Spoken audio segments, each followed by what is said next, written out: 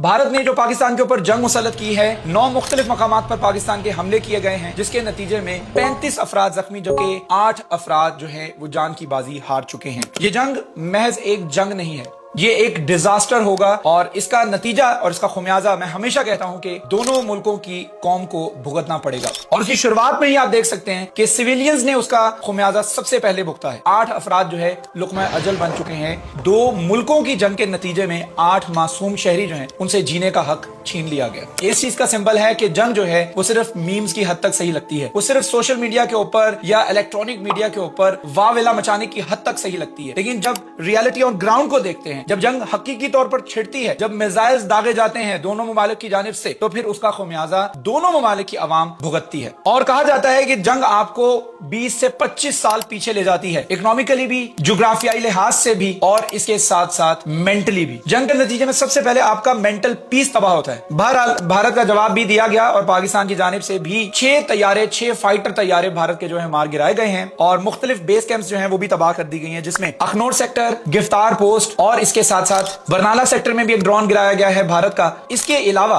पाकिस्तान ने भारत का battalion headquarter भी तबाह कर दिया है। ये जवाब दिया है पाकिस्तान ने, जो कि मुंह तोड़ जवाब है भारत के हमले का, भारत के इनिशिएटिव का। पाकिस्तान हमेशा से कहता आ रहा है हम जंग नहीं चाहते हैं, हम अमन चाहते हैं, लेकिन हमारी जानिब से अमन चाहने की इस इंटेंशन को हमारी वीकनेस तस्वर ना किया जाए। ये कहने की हद तक अच्छा लगता है कि तुमने हम पर हमला किया, अब हम तुम पर हमला करेंगे, फिर तुम हम पर हमला करोगे, और इस तरीके से हमले की इंटेंसिटी भी बढ़ती जाएगी, जानों का ज़िया जिस तरीके से होगा उसकी तादाद भी बढ़ती जाएगी, जिस तरीके से हम मिशत में पीछे चले जाएंगे उसके अदादो शुमार भी बढ़ते चले जाएंगे, क्योंकि दोनों ममालिक जो हैं वो इस वक्त मुआशी लिहाज से भी, जोग्राफियाई लिहाज से भी जंग की पोजीशन में नहीं है। बिल्कुल एक दूसरे के हमसाए में दोनों वाक़े हैं, और अगर जंग छिड़ती है तो ऐसा नहीं है कि बीच में बहुत सारे मुल्क हैं, यहां पर पाकिस्तान है और वहां पर इंडिया है, ऐसा नहीं है। हमारे सिर्फ एक लाइन ऑफ बॉर्डर जो है, लाइन ऑफ कंट्रोल जो है, वो दोनों ममालिक को जुदा करती है, यानी हम दोनों एक दूसरे के बिल्कुल हमसाए में वाक़े हैं। So this war is going to be unlike any other war. तो जो होगा उसका खुमियाजा सिर्फ फौजें नहीं भुगतेंगी, दोनों ममालिक की, सिर्फ बॉर्डर्स नहीं भुगतेंगे, मुल्क का डिफेंस नहीं भुगतेगा, बल्कि दोनों ममालिक के